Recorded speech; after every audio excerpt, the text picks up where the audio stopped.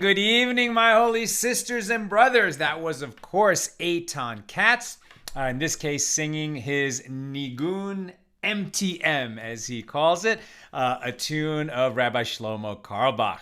How's everybody doing? Let's light up the darkness.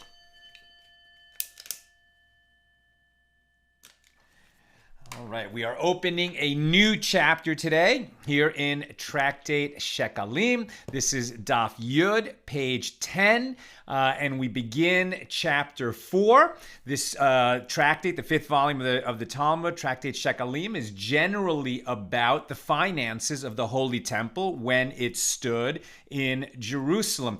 And what's so interesting about it, there's certain technical aspects of it and how was the money dispersed, etc.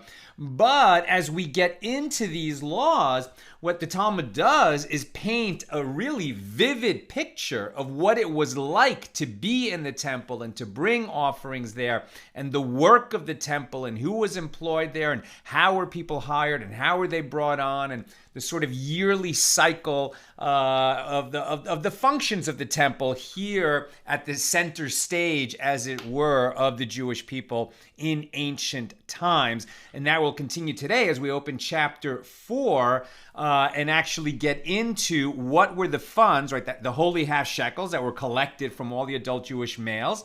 That's what we started learning about on the opening pages of this tractate.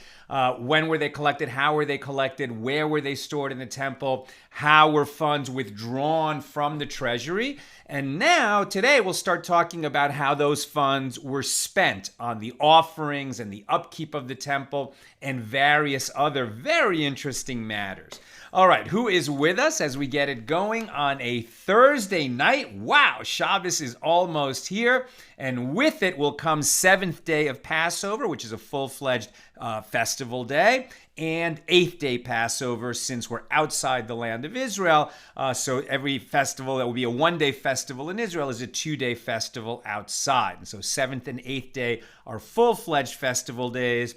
The days we're in right now are the intermediate days of Passover, which have a measure of holiness, but it's permitted to do some work, although we want to keep that sense of festivity, of joy, of the simcha, the joy of the festival going in these intermediate days. And of course, we can't eat leavened bread, but we do want to have festive meals, meaning meals that have bread in them.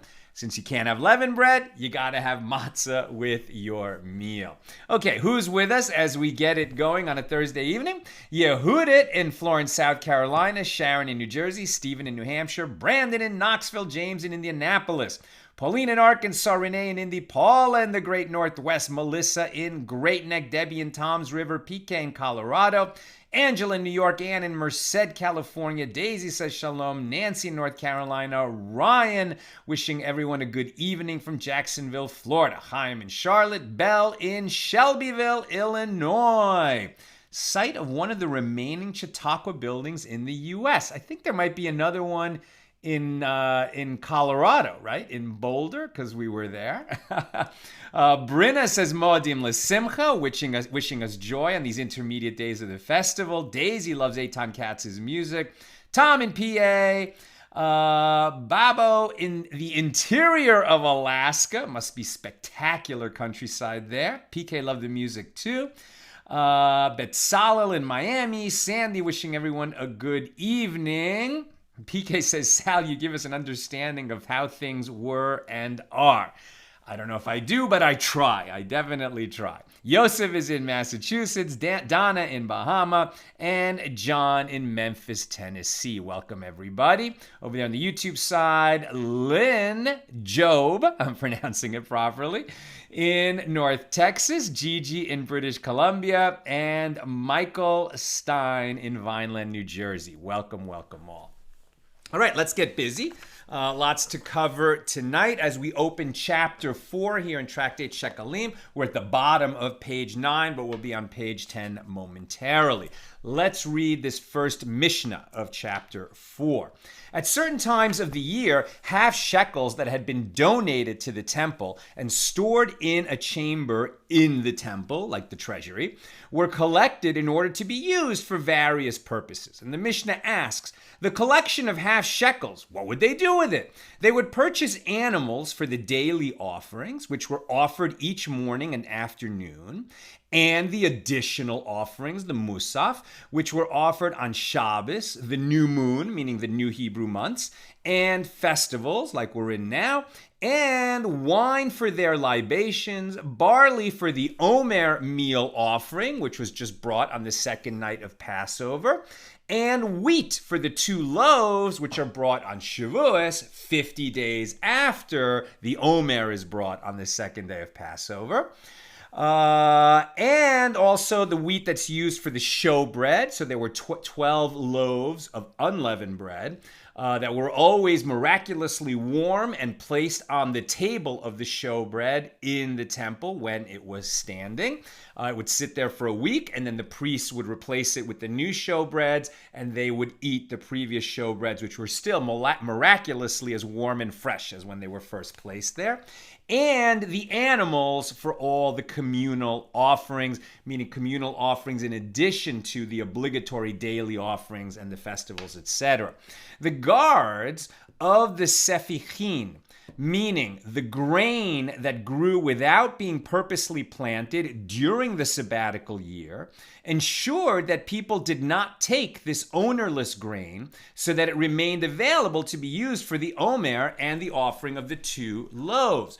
Right, so the Omer offering, which was barley, and the 2 loaves, which were wheat, had to come from the new crop. The Omer, actually, once you bring the Omer, you could start using the new crop of the year, the early harvested grain in the spring. And there needed to be barley and wheat for the Omer and for the loaves of Shavuos. Now, normally there's lots of grain in the Holy Land, but in the sabbatical year, every 7th year, when the farmers are not allowed to plant grain, would there be grain in the following year when they weren't allowed to plant? And there's going to be some grain that grows wild in those same fields where grain was cultivated the previous year. And to make sure that, but once it's growing wild in the field, it's ownerless, right? And so people could come along and just take it after, the time. You could take even from your own field as long as there was some grain out there for the animals. But after that, it would become ownerless.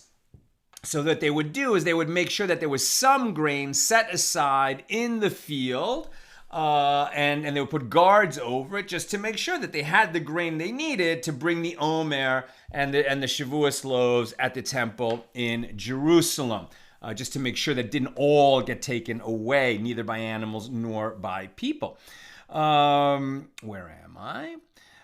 For the addition, the guards. Okay, so they grew without being for the grain that grew without being purposely planted during the sabbatical year, and they would guard it. And they collect. Now these guards. Okay, this is the question about these guards. Now they're being paid. They need to sit there and guard that grain so that the nation has grain with which to bring those offerings in the temple. Are they volunteers or do they get paid? If they get paid, now there's a reason why they cannot be volunteers, as we'll read momentarily, so they need to be paid. Now, if they're getting paid, what funds in the temple treasury are going to use to pay these guards? Is it the funds that are set aside for offerings, like paying for the grain or paying for the animals that are going to be brought? Or is it some other fund like leftover money or the maintenance of the temple, etc.? The question thus is is guarding that grain an essential component of bringing the offering, in which case it would qualify to be used from the, it could be paid for by the money set aside for the offerings themselves? Or is it a kind of accessory service that goes with the offerings but isn't essential to them, in which case it's paid from a different fund? And the answer is they collect their wages from the collection of the temple treasury chamber, meaning the essential money for the offerings themselves. Rabbi Yosei says one who so desires may even volunteer his services and guard the grain as an unpaid bailee. And the rabbi said to him, even you must say that the omer and the 2 loaves come only from communal funds and not from one individual.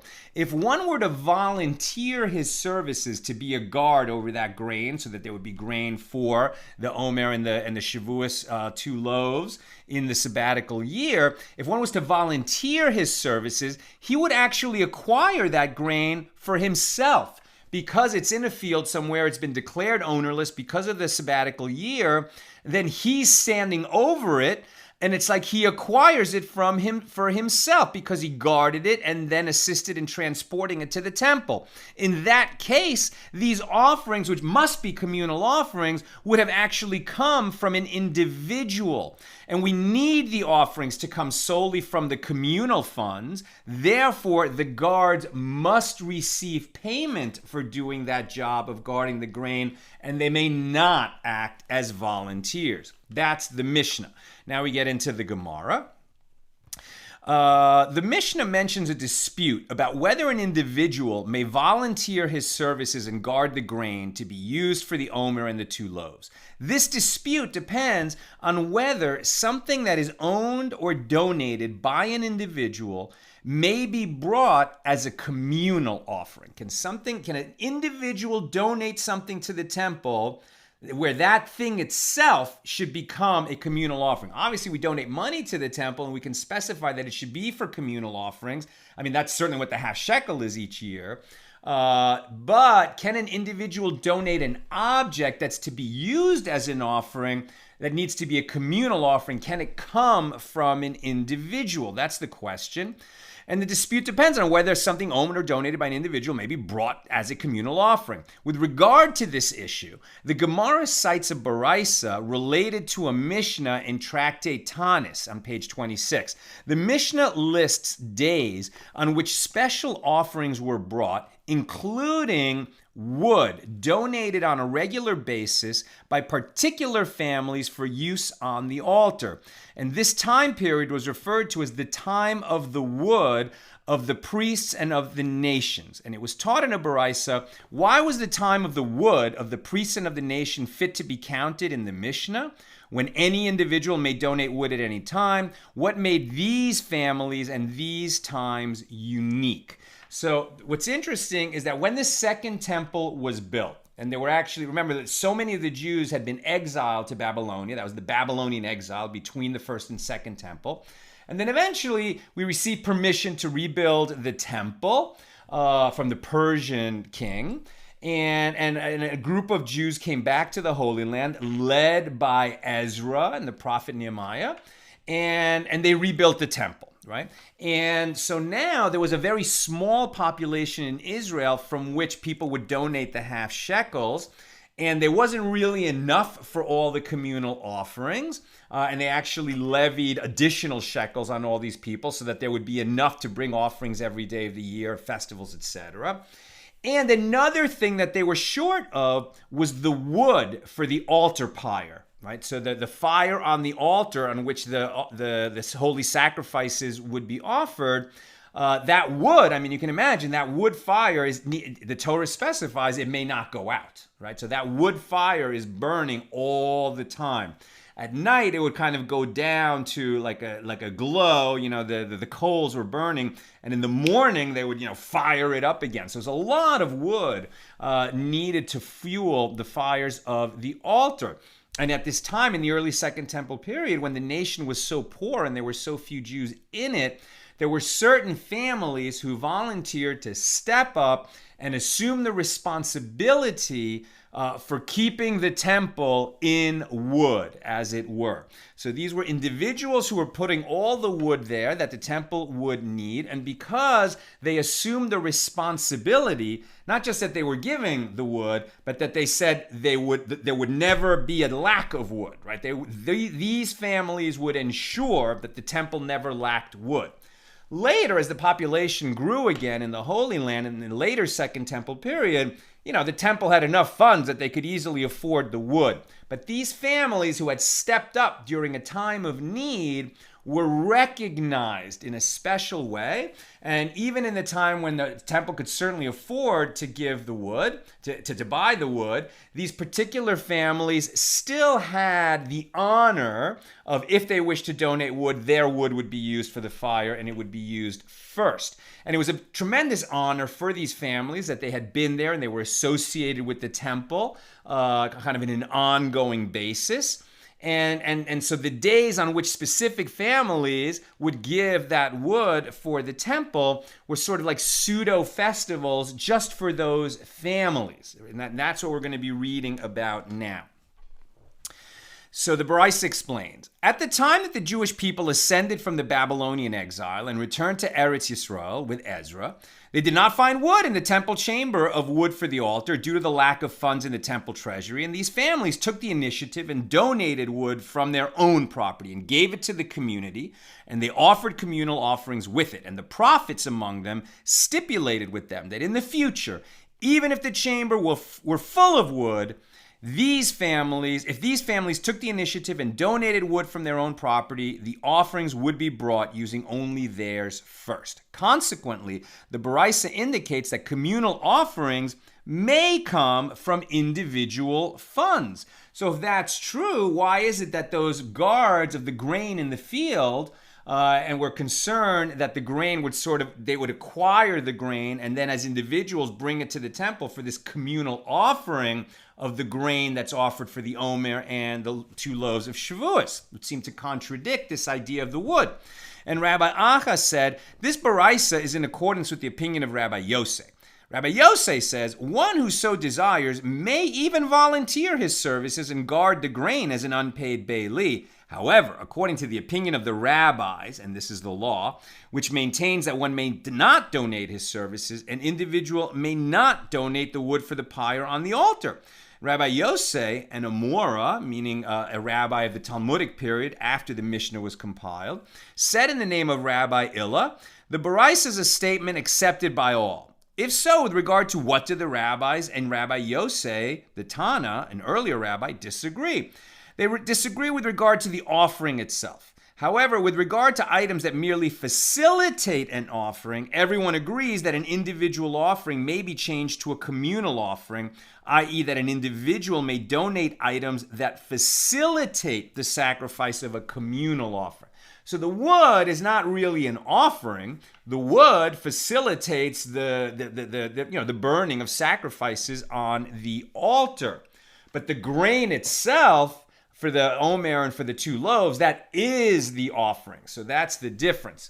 And the Gemara raises a similar issue. It was taught in a Baraisa. In the case of a woman who made a tunic for her son, in other words, one of the priestly vestments, right?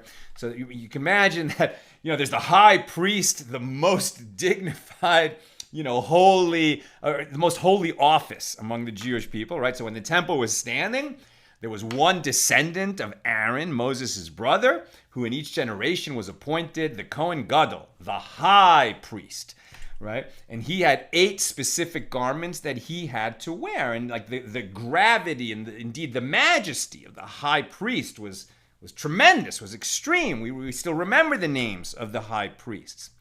Nevertheless, no matter how big and holy you are, you have a mom. So let's say that his mom, of the high priest, wanted to take upon herself to sew one of the priestly garments. Now, it would have to be created in such a way that it would conform to the requirements of the priestly garments, but assuming that it does. So now we have the question, if his mom made it for him, Is that the same as the fund? Certainly the funds from the temple treasury would be used to purchase the uniforms of the priests and of the high priest. But what if his mom made it for him and she donated it to the temple? Is this now an offering of an individual, whereas it should have been purchased from the communal funds? If she does this for her son, the tunic is valid. However, since the priestly vestments must come from communal funds, the priest may use his mother's tunic in the temple only provided that she completely transfers ownership of the tunic to the community. She's going to have to make a formal gift, not to her son, but to the temple, specifying that this tunic should be used by her son, who happens to be the high priest. We skip down a little. The Gemara cites an additional source with regard to this topic, as it was taught in a Baraisa that Rabbi Eliezer, the son of Rabbi Tzadok, said, "We were among the descendants of Senaa, son of the tribe of Benjamin, in a family that donated wood to the temple on the 10th of Av." Right? So the 9th of Av is that horrible date in Jewish history on which so many tragedies happened, including the destruction of the first temple and the second temple, and when the spies brought back their report that caused the people to freak out, and the children of Israel were in the wilderness, and led to us being, wandering the desert for 40 years. Also the date that World War I started and the expulsion of the Jews from Spain. Terrible date in history. The 9th of the Hebrew month of Av usually is in August. Now, when the second temple was standing, the 9th of Av was already a date shrouded in sadness, because on that date the first temple was destroyed. But unlike now, when we fast on the 9th of Av, when the second temple was standing, there was not a fast on that day. But once the second temple was destroyed, they reinstituted that fast, and we fasted ever since on that day on the Hebrew calendar. But says this Rabbi Eliezer, who's a descendant of one of these families who had the honor of donating the wood to the temple, right? They started doing that in the early Second Temple period. And so this Rabbi Eliezer recalls that after the temple was destroyed, the second temple was destroyed, and the 9th of Av was instituted as a fast, was reinstituted as a fast. Now, sometimes the 9th of Av falls on Shabbos. So when that happens, we never fast on Shabbos. So then the fast of the 9th of Av gets postponed till the 10th day of Av. The 10th day of Av is the date on which this family celebrated, that own family's festival, that was the date on the calendar when they would donate wood to the temple. So what happens when this fast commemorating the destruction of the temple coincides with that family's personal festival, as it were, celebrating that they used to give wood to the temple on that day? Does their celebration override the fast of the 9th of Av, postponed to the 10th of Av when it coincides with Shabbos? Says Rabbi Eliezer, we fasted, but we did not complete the fast due to our family celebration. Apparently, the family continued to commemorate the offering of wood even after the destruction of the temple, as there was no fast of the 9th of Av while the temple stood. Had the original donation of wood been only for individual offerings, the celebration of that donation would not have continued after the destruction of the temple. Therefore, this teaching indicates that Rabbi Illa's understanding is correct. And even the rabbis agree that with regard to items that facilitate an offering, an individual offering from this family may be converted into a communal offering on behalf of the whole Jewish people.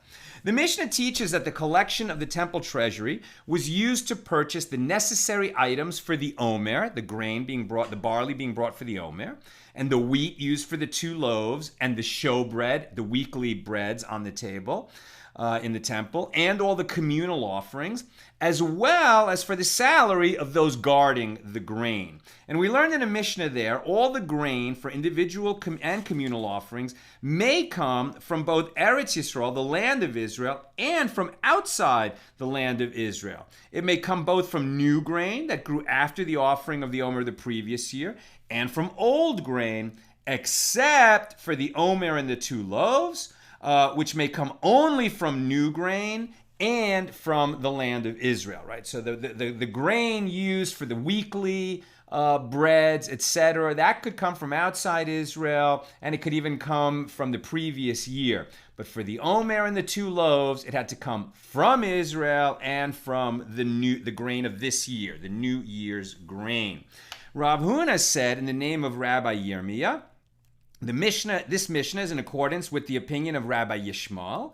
As Rabbi Yishmael says, the Omer may not come from Syria or any other location outside of Israel. Now, when the Talmud speaks of Syria, when the Talmud speaks of Syria, it generally means the land to the north of the Holy Land, which includes parts of modern-day Syria and Lebanon.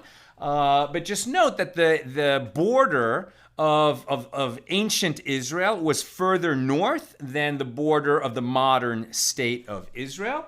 So there's a very beautiful fertile plain down there in Syria, southern Syria, over the northern border of Israel, which you can see when you're on the Golan Heights in Israel and you're looking down into Syria. You don't really walk into Syria.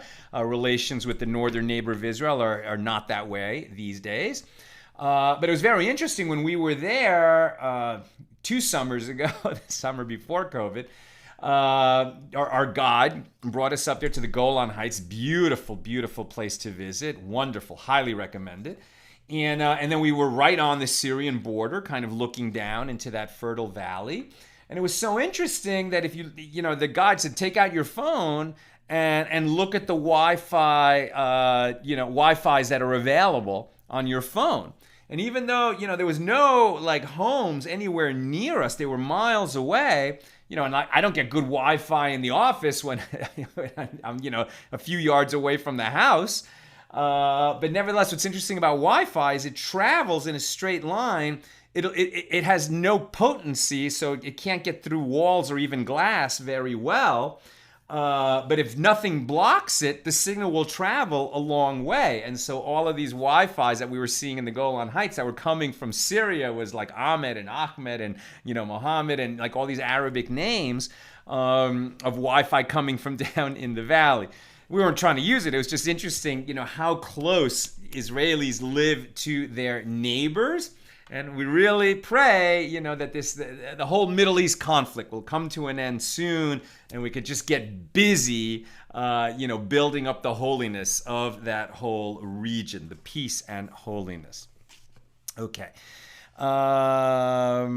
Okay, and so on this teaching that the Omer has to come from Israel and it cannot come from Syria, as Syria was defined then, the Gemara expresses that this shows that Israel has a higher sanctity than any other land. I mean, this is not surprising that the Torah, based on the Torah, we're going to say that the Holy Land has a higher measure of holiness than all other lands. And part of the proof for that is that for certain offerings, that like the Omer and the loaves, it has to come from the land of Israel itself.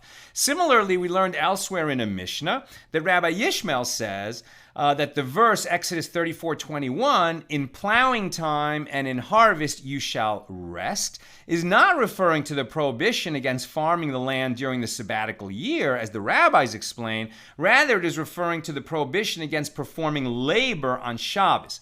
And the reason that the verse mentions these two particular forms of labor is to teach that just as plowing that is prohibited on Shabbos is an otherwise voluntary act. You never have to plow. I mean, you got to earn your living, but you don't have to plow on any particular day.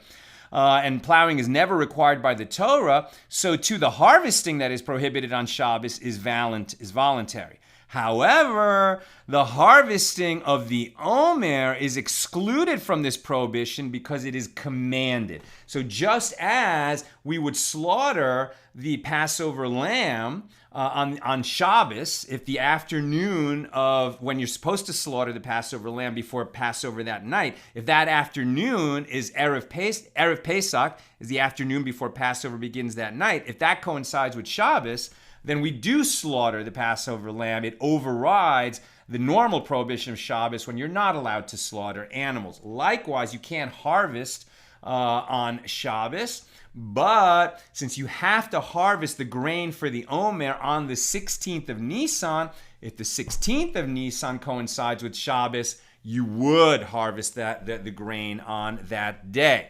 The Omer must be harvested on the night of the 16th of Nisan, whether it occurs during the week or on Shabbos, in accordance with the opinion of Rabbi Yishmael.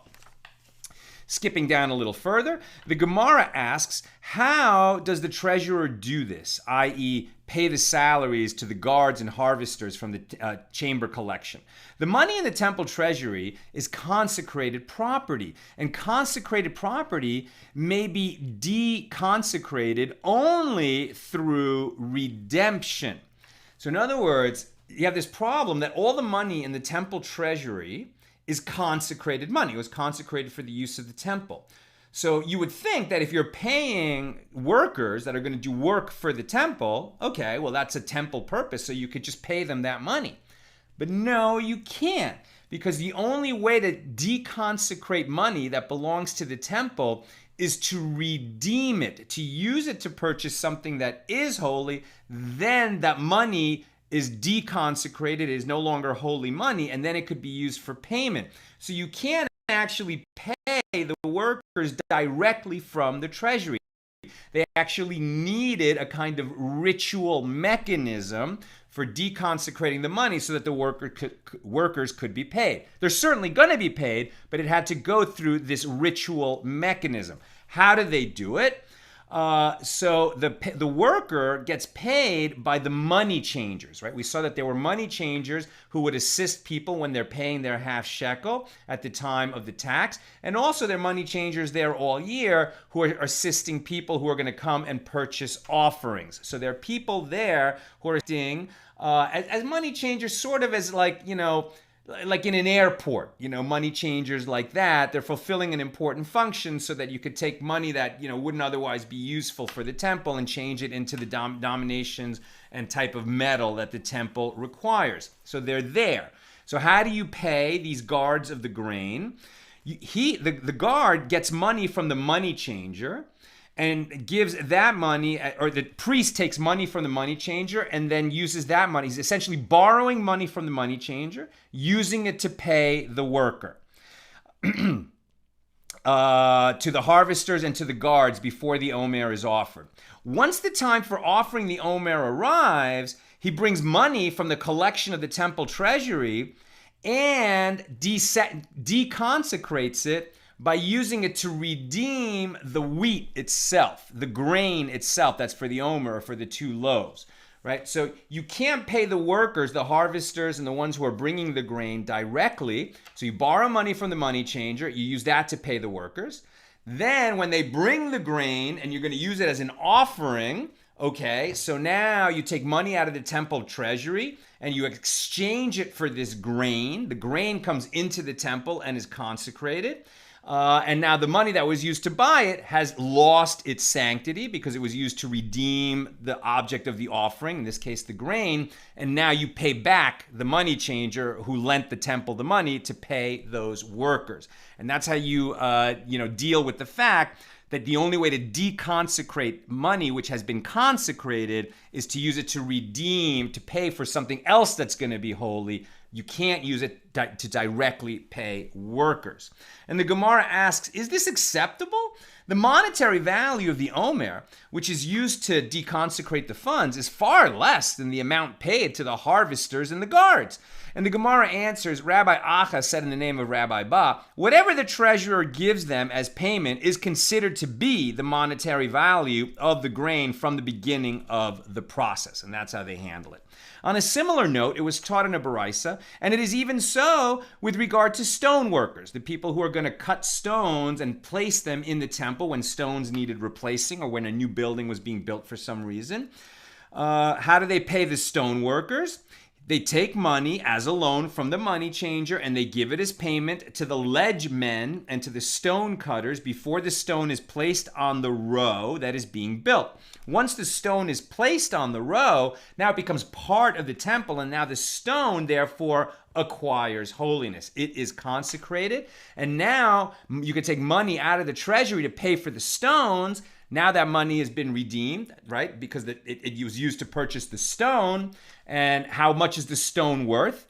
As much as the salaries of the people who cut and brought and placed the stone. That's how much the stone is worth. Once it is placed on the row, he brings money from the collection of the chamber and deconsecrates it onto the stones, and then that's used to repay the money changer. The Gemara asks, is this acceptable? The workers are paid for all their labor, yet some of the stones that they get placed in the row might become broken. And so you paid for a stone, but then the stone is broken and worthless and needs to be replaced again. And so now more money went out from the treasury than the temple received in value of the stones. And the Gemara will answer, no, it's just part of the process that some of the stones will break, and that's built into their cost from the beginning. That concludes our discussion of the first Mishnah of chapter 4. Now we open the second Mishnah. The red heifer, the scapegoat, and the strip of crimson wool used in the process of burning the red heifer all come from the collection of the temple treasury chamber, despite the fact that they are not sacrificial offerings, right? So we said that the money in the temple chamber is only used for offerings. But there are some other things that are used that are needed for the people, and they're not accessory to offerings. They are very holy in themselves. And what is this? The red heifer, there were only 9 red heifers in history. It was a purely red cow. I mean, it's kind of like a dark rust color, but it had no other colors in its coat. And it was raised in holiness and never worked in any way. And then when it was, of the requisite size, they would take it to a special place. They would slaughter it. They would burn it. And then its ashes were kept in a special place in the temple. And those ashes were mixed from time to time with water to create the water of sprinkling, which was necessary in the purification process of somebody who came into contact with a corpse, a human corpse, before they could, so that they could be purified before they could re-enter the temple grounds. The scapegoat, there were 2 goats that were brought every Yom Kippur, and there were lots cast on the 2 goats. One would be sacrificed in the temple. The other would become the scapegoat. This is where that word comes from, the scapegoat. And it would be taken out into the wilderness and thrown off a cliff. It was also sacrificed, but in a different way. And the idea was that the goat that was sent out into the wilderness would carry the sins of the people away into the wilderness. And then if the national atonement of the people was accepted by God, there was a red string attached to the horns of the scapegoat. Part of it remained on the horns. The other end of that string was tied to a stone at the place where it was cast off the cliff. It was a red string, and if after the goat perished, in that ritual, the red string would turn white, miraculously turn white, then that was a signal that the atonement of the nation had been accepted. That's the red strip of wool. And so the red heifer, the scapegoat, and the strip of crimson wool would be paid for by the primary funds of the temple chamber. The same is true for the ramp built from the Temple Mount to the location on the Mount of Olives where they would slaughter the red heifer. Why? Because when they walked the red heifer out of the temple to the place where it would be burned away from the Temple Mount, they wanted to make sure that it didn't accidentally go over a grave, even an unmarked grave, and it would acquire impurity, and then it would be disqualified as the red heifer for that ritual. So they actually built a special ramp. There were only 9 of these in history, so when it was time to do that, they built this special ramp made with arches over arches. and so that it would protect the red heifer as it was being walked out from acquiring any tuma, any ritual impurity on the way to its slaughtering and burning. And likewise, the ramp built to lead the scapegoat out of the city, the strip of crimson wool that was tied between its horns, any repairs required for the aqueduct that ran through the temple courtyard. There was an aqueduct that brought water into the Temple Mount. Why? Because there were often animals sacrificed in the courtyard and they needed a water source to wash the floor of the temple. This aqueduct brought that water. And also the walls of the city and its towers, and for all the needs of the city, such as street repairs, security, and the like, all of these come from the remains of the chamber, right? So there was the primary funds when the priests would take money out of those baskets for the offerings. And then whatever money was left over was used for these other kinds of things, building the ramp, repairing the streets of Jerusalem, etc., which weren't directly tied to the sacrifices, but were built into the sanctity of the temple and the greater encampment of the temple, which was the city of Jerusalem. And Abba Shaul says the high priests construct the ramp for the red heifer from their own funds, And this would be why, because the Torah didn't say you need that ramp. The sages decreed that we need that ramp to keep the red heifer pure, but since it's not directly a Torah-mandated expense, they said that it shouldn't come from the temple treasury. It should come from the funds of the priests. And what is the law on that? The ramp of the red heifer. This is referring to the ramp or bridge that was built from the Temple Mount to the Mount of Olives, on which the red heifer was led to its slaughter and burning. This bridge, along with the bridge upon which they led out the scapegoat, the altar, the sanctuary, the courtyards, the aqueducts, the towers, and the walls of Jerusalem, any other needs of the city were funded from the remains of the chambers. So the law is according to the rabbis who disagree with Abba Shaul. What would they do with the leftover remains of the chamber after all the items mentioned above had been attended to? They would purchase wine, oil, and fine flour and sell them to those who needed them for their private offerings. And the profit from these sales would go to consecrated property, in other words, to the temple treasury. This is the statement of Rabbi Yishmael.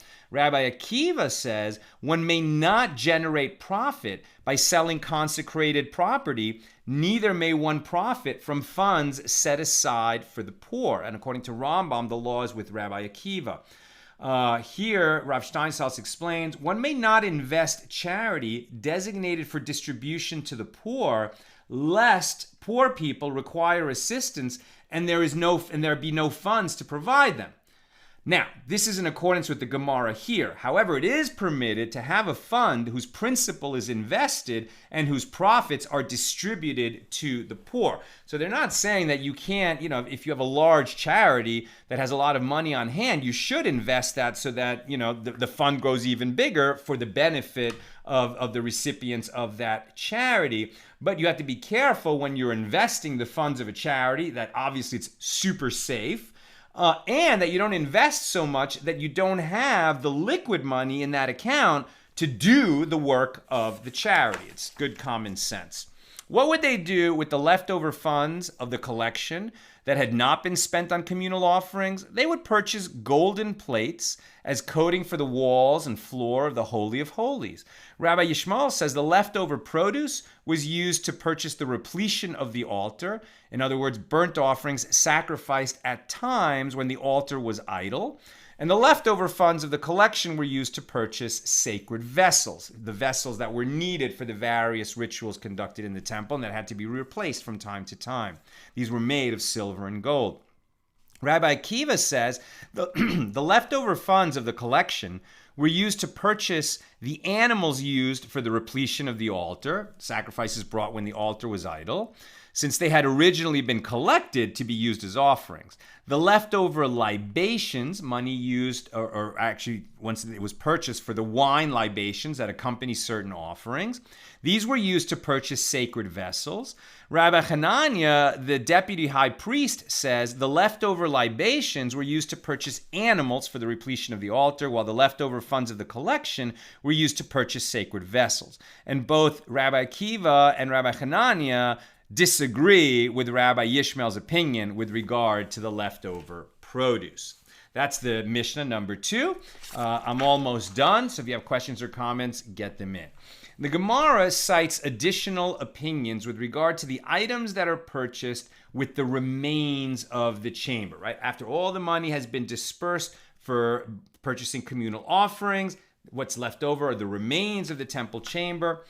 Rabbi Yehuda said in the name of Rabbi Shmuel, the Torah scholars who teach the priests the laws of slaughtering and the laws of collecting the blood of an offering in a sacred vessel and the laws of sprinkling the blood on the altar collect their wages from the collection of the chamber. You actually need professional teachers at all times educating the priests who serve in the temple so that they are thoroughly familiar with the law. I mean, you can imagine just like any, police department, fire department, I imagine when members of Congress go to Washington, there are all kinds of personnel there who train, or professionals that train the congressmen how to do their job. Since, the congressmen, when they're new, they don't know how to do their job. Likewise, so these are like sort of paid consultants so that the priests will do their job properly.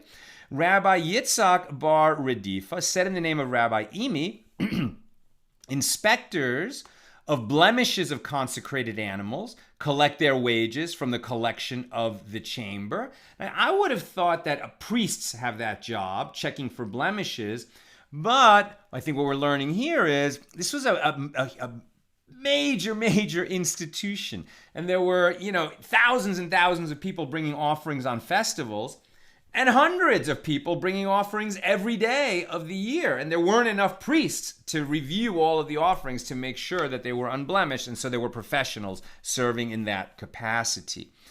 Rabbi Acha said that Rabbi Tanchum Bar Chia said in the name of Rabbi Simlai, the proofreaders of the Torah scroll that was kept in the temple courtyard collect their wages from the collection of the chamber. Gidel, the son of Binyamin, said in the name of Rabbi Asi, the 2 chief judges in Jerusalem who establish fines and adjudicate cases of thefts collect their wages from the collection of the chamber. Shmuel says, the women who weave the curtain that separates the temple sanctuary from the Holy of Holies, they collect their wages from the collection of the chamber.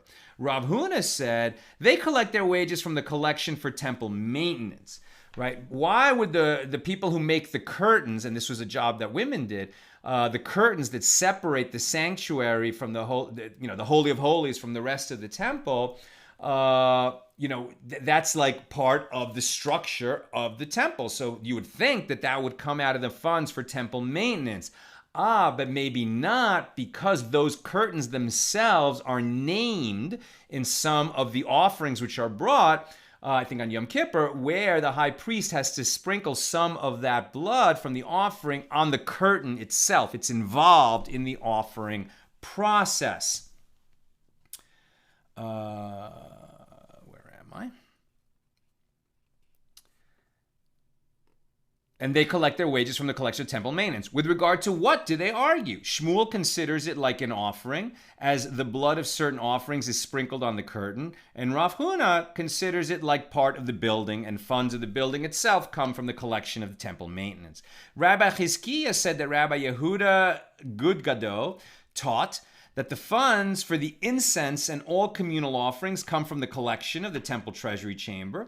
The funds for the golden altar, located inside the sanctuary and used only by the high priest on Yom Kippur, when he brings his incense offering in that room, and on which the incense was offered, and all sacred vessels come from the leftover money that is set aside for the libations. Even though these are used to bring the offerings, they're not the offerings themselves. And that's why they kind of use money of lesser sanctity from the treasury. and the funds for the altar of burnt offering, which was located outside the sanctuary, and on which most offerings were burned, and for the sanctuary itself, and the various courtyards come from the remains of the chamber. Funds for whatever was outside the courtyards come from the money stored in the chamber for temple maintenance. That's what I've got for us today. Let us check your comments and questions. Tom Beck. We fast on Shabbos on Yom Kippur. You said we never fast on Shabbos. Good point. Very good point. And Yom Kippur is called like the Shabbos of Shabboses. So that is the only time that we would fast on a Shabbos is when Yom Kippur coincides with Shabbos. Thank you very much. I stand corrected. Yosef, what would happen in a time of famine and there's not enough grain crops and the animals start dying? How does it affect the sacrificial system, and what solution might they have had? And there was a note there that in times of extreme exigency, right, so they could import what they needed from outside the land of Israel, but they wouldn't do that ab initio, right? So only when there was no other choice, if they couldn't bring the offering at all or people were starving, etc., sure, they would bring in grain. They would even bring animals for offerings from outside the land. Steve Ribbich, is there any link with the word panim for the showbread, the lechem hapanim, and the word for face or countenance? And I would say, yeah, that's why it's called the showbread, right? The lechem panim is the bread that shows, right? Just like your face shows who you are, right? Like when you look into a person's face, you know something about their inner being by looking at their face. And likewise, these breads, that's why they're called the show breads, because they have to be out there and be displayed. And I think that is the link there. And Steve also says the red wool strip, how long a period of time for it to change to white? I don't know. I got the feeling that it was immediate. You know, that once the scapegoat goes over the cliff, it, dies in that fall. And then it would happen. Now, what was interesting is it didn't always happen, right? There were times that there was some great impurity or great sin in Israel, and the people went through the rituals of Yom Kippur, and God said, there was not a proper atonement. Probably these were times when there was tremendous idolatry in the land. Maybe when King Menashe or King Ammon or some of those kings had brought idolatry into the kingdom. And so even though there was even idols in the temple itself, God forbid. And so you can imagine that when the nation was in such a state, perhaps those were the years when, heaven did not accept the atonement of the people because there was an ongoing sin. How can you accept an atonement when the nation is continuing to sin in that way? But when the atonement of the nation was accepted is when that red strip would miraculously turn white. All right, that's what I've got for us today. With God's help, we'll be together again tomorrow for Daf Yud Aleph, page 11 of here Tractate Shekalim, our regular Friday time, noon Pacific, as we're preparing for Shabbos and 7th and 8th day festival of Passover. Have a great night. All the best.